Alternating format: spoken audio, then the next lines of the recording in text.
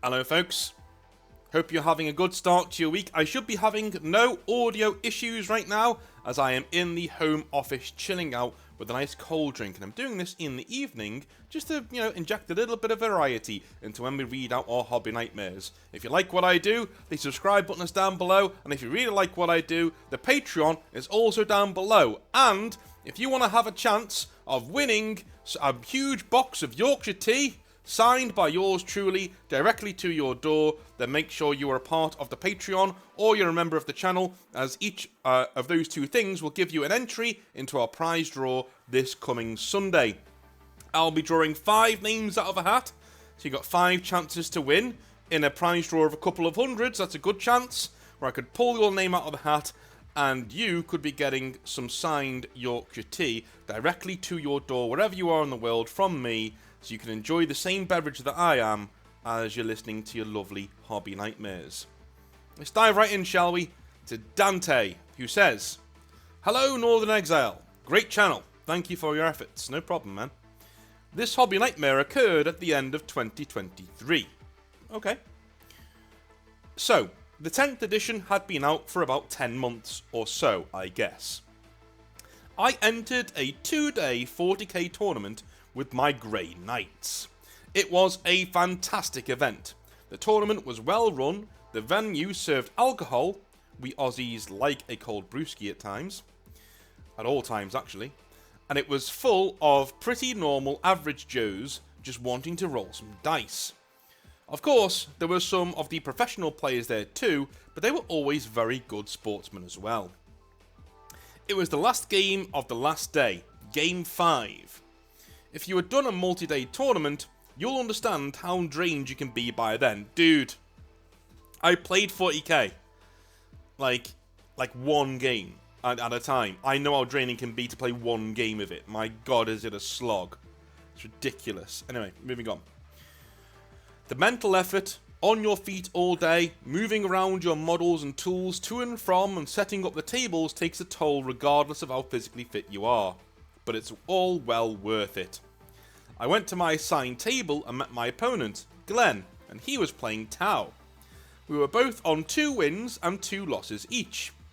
As we were setting up, one of Glenn's friends came past and they were chatting about the event.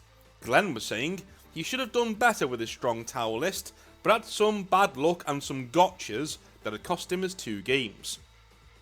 He whispered, quite loudly, that he should have this one easily really, since his Tau list would be good at getting into my Grey Knights.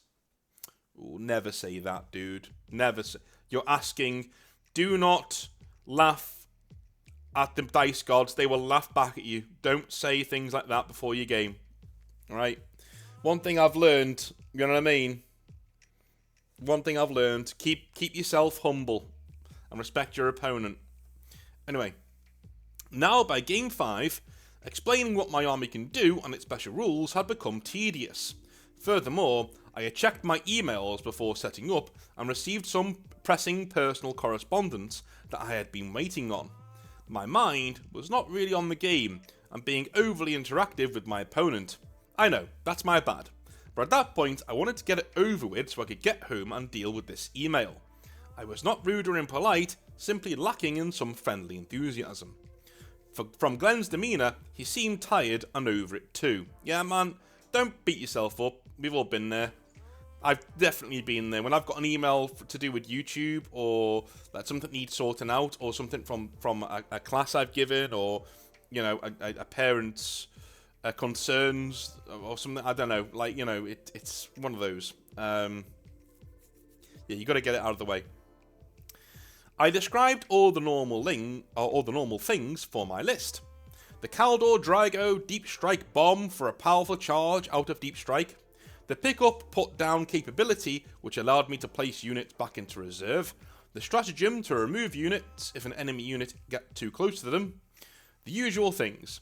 I deployed early and my whole army on one flank and put the rest in reserve, deciding it will be far less effort to just deep strike stuff later. Dude, that's what I do.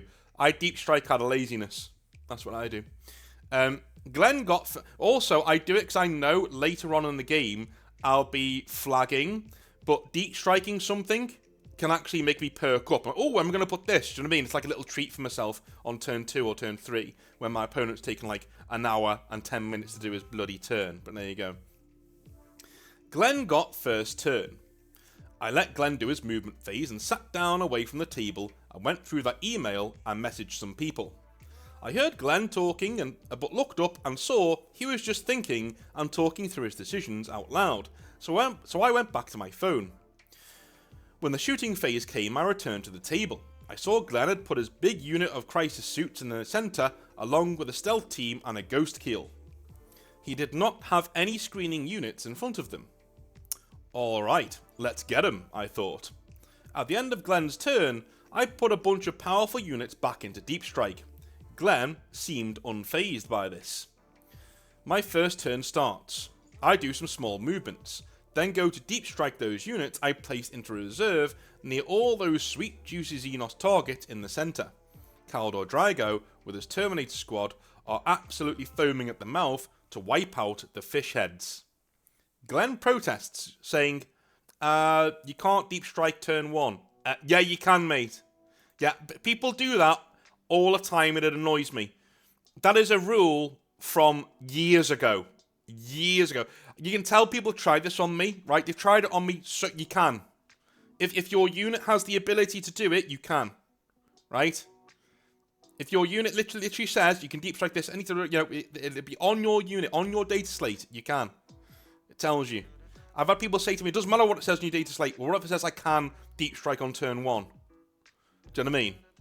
I'm a Grey Knight player, I know my codex. Anyway. I look at him, getting a foreboding sense. And I say, only units that start in strategic reserve can't. Yeah, indeed. Units that start on the board definitely can. Indeed. Why the hell do you think Gate Infinity is a thing? Right? It's a one-shot deep strike, teleport from one place to the other. Since those guys were deployed on the board, then placed into reserve, they can deep strike turn 1. I explained politely, making sure not to sound like a complete jerk. After all, this was a game 5 on day 2. The rules can slip your mind. Glenn glares at me. No mate, I've been playing for ages and I know you can't deep strike turn 1. You'll need to take those units back, Glenn says adamantly. Dude, at this point just show him your rules. Check the core rules, it's pretty clear. But look, I'm happy for you to call the tournament organiser over if you want. It's no problem, I said. I was not in the mood to argue, and I knew I was right. Cleaner just to get the judge to come over and call it. Yeah, I will. Dave is a friend of mine. Glenn responded with a hint of snideness. So Dave came over, and Glenn laid out the situation. Dave looked at his friend with an expression that just said, "You just gone done, son." Okay. Yeah, man. Deep strike limitations are only for units that start in reserve. Units on the board that are placed into reserve can come down. Perfectly legal. Sorry, Dave said. Really? Glenn asked. Dave just nodded, clapped him on the shoulder, and moved on. Glenn turns to me and looks down at the board. If I had known that, I wouldn't have placed them there. That's the sort of thing you tell your opponent, he said accusatively. Bloody hell, dude. This guy's never happy. I said, well, I did tell you my army rule is I can place units back into reserve, and the deep strike rule is a core rule. 10th has been out for ages, I thought you'd know, I said calmly. I could tell he was pissed off. Well, no, you're in the right. You're in the right. You're using a core rule to play the game. It's not your fault he doesn't know it. You're at a tournament, right? It's not your fault. Okay, he's going to come back at you now. He said, if I had known you could deep strike turn 1, I would not have placed all those units there in the centre. I kept saying, they're safe there, and you didn't say anything. You've got to tell your opponents things like that. Look, it's fine, I'll let you. But you should have told me. He was looking at his models. I think he was envisaging the imminent slaughter coming his way. Dude, it wasn't your responsibility to tell him, right? At this point, you're like, what, is it my responsibility to tell you how to play the game then? Do you know what I mean? Like, because how would that have gone if you'd have had to do that? Would you have gone, sorry mate, don't place your models there because I can deep strike turn 1 and I'll kill them. What kind of a general does that?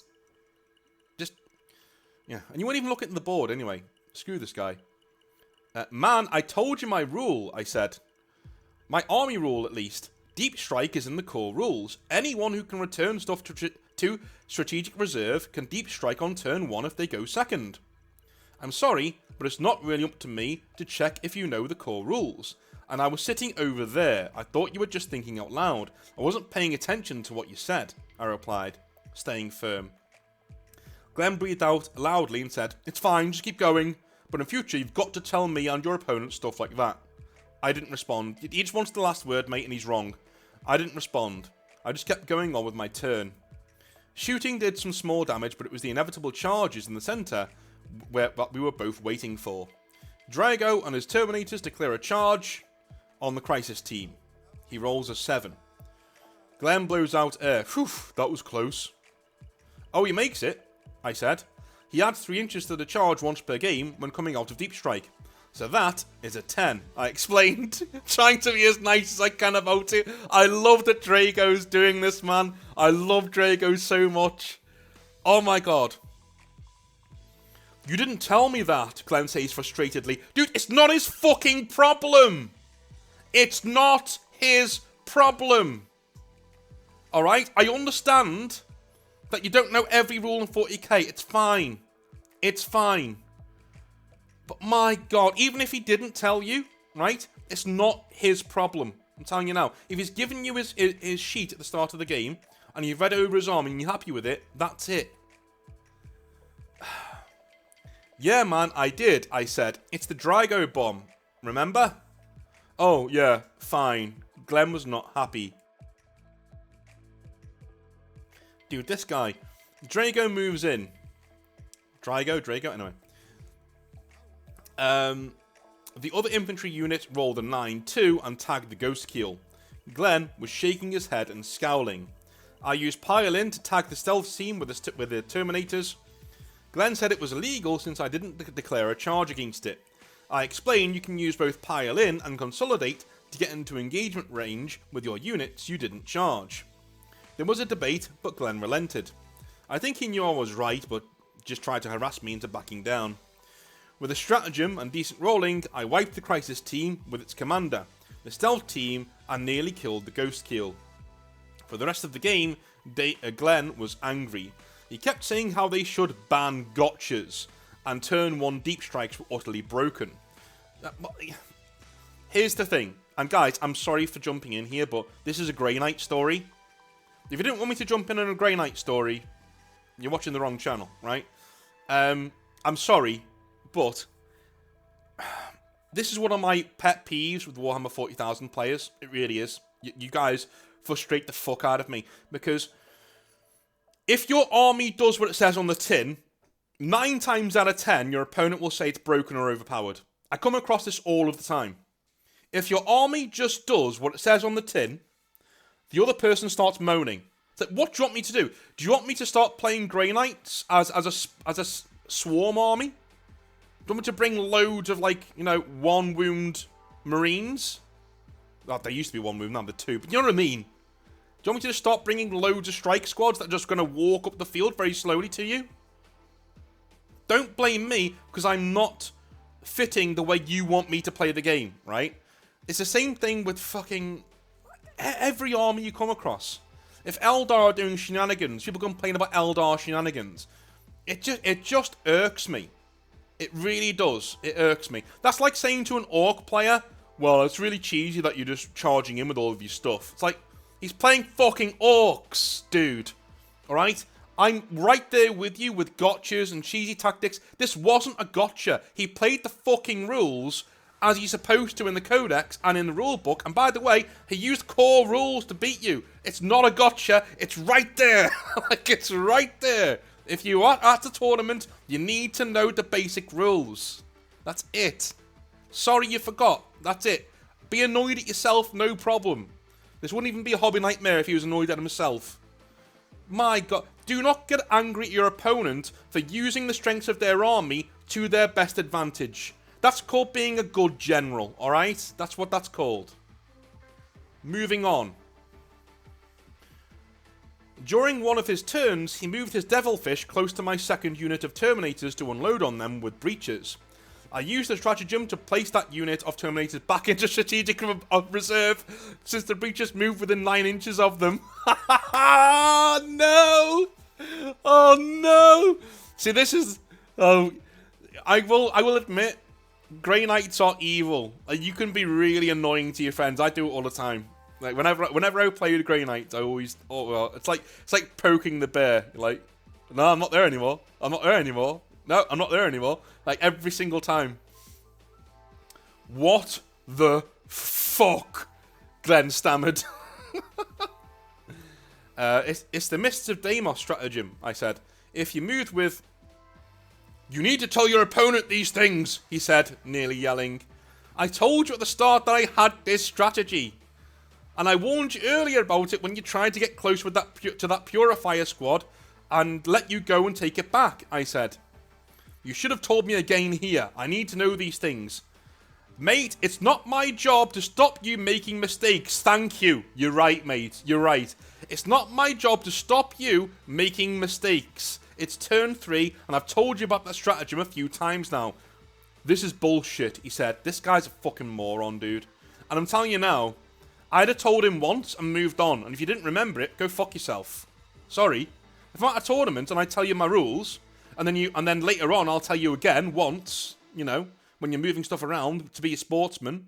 But after that, go fuck yourself. No, I'm not playing the game for me and you. This is gamer entitlement. This guy's used to playing games on a computer where the computer makes all, lets him know what's happening all this time, right? This is the kind of guy who plays a game like Baldur's Gate 3 or one of the old CRPGs and gets annoyed when his shit gets pushed in. This is this kind of guy. Because he hasn't read up on the rules. It's not the game's fault that you don't know what you're doing. And it's not your opponent's fault either. The rest of the game went much the same. In the end, I won soundly. Dave came past, looked at the board, patted Glenn on the back, and walked away smiling. I think he knew Glenn's temper well. I was quite done with the whole experience. I didn't say good game and did not offer my hand. I doubt he would have accepted it anyway. While we were packing up, he was complaining about my list and about me to anyone who would listen. Loudly enough that he knew I could hear. Biggest gotcha I've ever experienced, he said. I didn't know about turn 1 deep strike, such bullshit. Just a bad end to the tournament, you know? That kind of a thing. I didn't care to respond. I was tired and my thoughts were on other things. And I had won. Let the man vent at my expense. Doesn't harm me. Yeah, good attitude, mate. Good attitude. I thought about smoothing things over with him before I left, but I didn't care enough, and he was not really very approachable. Not your problem, mate. Move on. Later that night, at home, I was looking at the local Facebook 40k group chat. I never said anything in there, but I lurked around to read lists and people's strategies and stuff out of interest. I was scrolling through, and guess who I found giving a good old bitch in there? None other than Glenn himself. He obviously didn't know I was also part of the group, because he was inflating the story and making me sound like an arrogant, cheating twat. Glenn didn't name me, so I saw no need in starting some petty internet squabble and let it be. He had a rough day, let him have a sulk. Someone later told me that Glenn is notorious for his meltdowns and overall grumpiness, and no one takes him seriously anyway. That's my story, nothing crazy, but one that will stick with me. Regards, Dante. Mate, that was a... Do you know when people say, how do I write a hobby nightmare? Mwah, chef's kiss. That was A1 hobby nightmare, what you're supposed to do as a hobby nightmare. That's exactly what it is. Brilliant stuff. Bobby says, hey North, this will be super quick because I am at work and don't get a lot of time to type these out before I go home and head to the gym and all that. So, my local Games Workshop had a manager by the name of Steve, who was a loyal brother in arms. For those of you wondering, I am in the UK, and over here there has been a concerted effort to get gaming out of stores for a while now. The way we would combat this in the store is that we had a code word by the name of Dagoth, quote unquote, and if the manager shouted that, all games had to stop immediately and all models put away back in their cases, no questions asked. This was in case a line manager from Games Workshop made a visit to check on him, as they mostly always rang up to announce their visits about 30 minutes ahead of time. Mostly. We were very lucky, as Steve only ever had to do that a few times, and it worked like clockwork, dude. All armies away, playing boards pushed against the window as empty displays. That's really clever. Yeah, that's a really good way of doing it. Yeah, if you're a Games Workshop manager and you want to do games in your store, put the gaming tables near the window. And then when you know someone's coming, you push them against the window and say, that's my display. There's no models on it yet, that's all. That's really clever. Good stuff. After a while, Steve adopted a cinematic armies only policy to game in his store. Why? Because, well, people with unpainted armies tend to be younger and not good at keeping a secret that you're actually allowed to play in store, but also because when he pushed the table against the window, the models, if they're cinematic and they're well painted, could be left where they were for the visit from HQ. And if they caught him short coming in cold, we would all just walk away from the table with our dice in our pockets as if we were not playing there, and Steve could pretend to be cleaning behind the table, so he moved out. Genius. That is genius. That is genius. That's really clever. That's really clever. Right, so even if he's caught short, you can all just walk away from the table, whistling, looking at stock and stuff. All the models left exactly where they are, and he goes, yeah, sorry, it's moved the table away to get the dust down here, you know, being a good manager that I am. Brilliant, mate. Good. I like it. With this system in place, we played full-on campaigns in the store that had entire narratives on the store's Discord. We had campaign settings, stories, and even poetry, my god. Imperial Guard poetry. Can you imagine the beautifulness? I am pretty sure we were pumping a good few £100 into his till every week. For a store that took about £1,200 a week in takings, from Steve's own musings on the server, we were a good chunk of that, I think. Yeah, you were. Yeah, that's a really good return. The store had been failing for a while when Steve came in, and our store was tiny. But he did turn it around, with our help and others. Eventually, he would be poached for bigger and better things, and of course, he was. He went to run a larger store, and we awaited his replacement, Luke. Alright, let me take a quick drink. Lovely. When Luke arrived, he basically had his trainer's backing to throw out the display boards because he felt he didn't need them. So he trashed them. At the end of the day, I can't really blame him. He's been told he can't do games in store, he's a new Games Workshop manager, and he has these boards there he's not going to use. May as well get rid of them. He also threw away all of the models in the display cabinet as his trainer told him that they were all Steve's and that they were company property. Well, no. One of those squads was mine. Yeah, you wouldn't just throw out the models, dude. What is he doing? When I asked Luke about it, the guy actually laughed in my face, thinking it was pretty funny he had thrown out my stuff by accident. I told him to give me a replacement box, or I'd be making a complaint and taking him to court. And yes, I am a small claims lawyer specialising in corporate malpractice. Fucking hell. If there's such a thing as, like, pissing off the wrong dude, if you're working at Games Workshop in a store, I mean, I gave him my card to prove my credentials. He went and took a squad from the shelf and gave it to me to replace the models he'd thrown away, grumbling that he really shouldn't have had to do that. I agree, I said. You shouldn't have thrown out my stuff like that. But it's fine. You made it right, even though I've got to paint these again, I said. He looked at me, furious, and said, "No, I mean, I shouldn't have just given you models. You'd better appreciate that." Unquote. As you can tell, we were never destined to be brothers.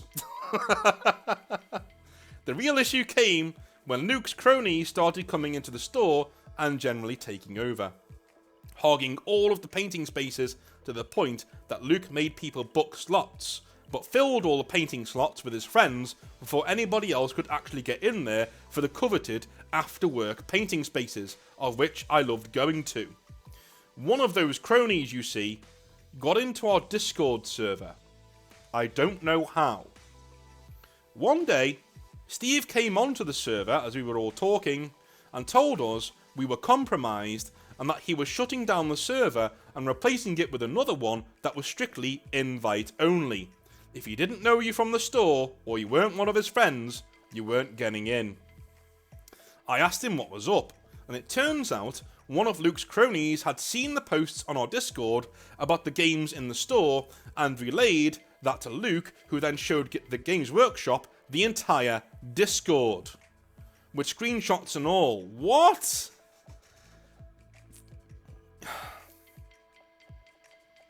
There are some people in life that cannot be saved from assholery. And this is one of them. Why would you... Well, number one, if you're going to do something like this, it's still a shitty thing to do. But if you're going to do something like this, you just send Games Workshop the Discord, right? You don't screenshot everything and then put it in a little file and send it to them. That's treacherous behaviour. What a little rat. On the Discord, a few of the lads used to rip on Games Workshop's prices. And Steve would say things like, I just work there, guys. I agree, a lot of this is bullshit, but I'm just trying to make my best. I'm trying to do my best to make it a good space for you guys to come and play in, unquote. That kind of a thing. This, as you can probably tell, did not go down well with Games Workshop, and apparently they started riding Steve's ass mercilessly, and about 3 months later, he left to go travelling in America and quit. He met a girl over there and got married and now works as a cash-in-hand worker over there. And he loves what he does. Okay, fair enough. He did actually tell me what he does there, but I'm not going to read it out for obvious reasons. I changed his name, of course, so Mr. Sam doesn't come looking for his immigration papers. So that was the story of how treachery chased away another amazing Games Workshop manager. Thanks, North, Bobby. Alright, man, that was brilliant. One thing I will say is that it was shockingly easy. So I was dating a girl when I was in America, and I split up with my ex over there. I started dating another girl, and 3 of her friends who were working in her hair salon were all... 2 of them were English, and I think another one was like Italian or something. None of them had papers. They came to America about 13, 14 years earlier and just never left, and nobody ever chased them down. It just... No one was bothered. They were just like, yeah, you're not from Mexico, you're fine, you know, and that was it. No one ever chased them. They have to be careful. So they got paid cash in hand, right? You know, all of their apartments were on another person's name, you know, things like that. But it was just so hard to chase them down. No one bothered, and so they were there and they were fine. And it was great. They got away with it. And I think after about 20 years, you get amnesty anyway. So if you've been there for 20 years, you could just say, yeah, I've been here for 20 years. And you'd just apply for citizenship or something. They were telling me something like that anyway. I can't remember if it's changed or what the old stipulation is now. But yeah, they'd been there for ages. So, yeah, I don't advise doing it. Just in case you get caught. I didn't do it because, well, you know, I wanted to come home. You know what I mean? Like, you know, my daughter was going back and forth, but... It's not the way you want to raise a child going back and forth all the time to bloody America. Do you know what I mean? So yeah, I come back and, you know, I did the responsible thing. Didn't regret it for a second. Thought it was, you know, the right thing to do. But I was a little bit tempted. To say, well, you know, but it's different for me because I'm a father, you see. So, yeah, how do you explain this child coming over to the US to visit you when, you know, you're supposed to be at home? You know, it wouldn't have worked either way. But if I was single and on my own and doing my own thing, then I probably would have stayed there. I probably would have just stayed there and been like, you know what? I'll just do private tutoring and YouTube over here. It's fine, you know. And I'd have been fine. I'd probably still be there. But anyway, I'm glad I'm here with you guys and having fun, and you know, my life's turned out pretty well, so it's all good. But it is shockingly easy to get away with just disappearing in America. And we weren't in the boonies either. We were just outside of Chicago. So, you know, I better stop giving away details before I dox these poor girls who work in a hair salon. Anyway, I love you a long time. I will speak to you tomorrow for some more 40k rants, probably. maybe a hobby nightmare. We'll see. I love you all. See you tomorrow. Have a good one. Bye now.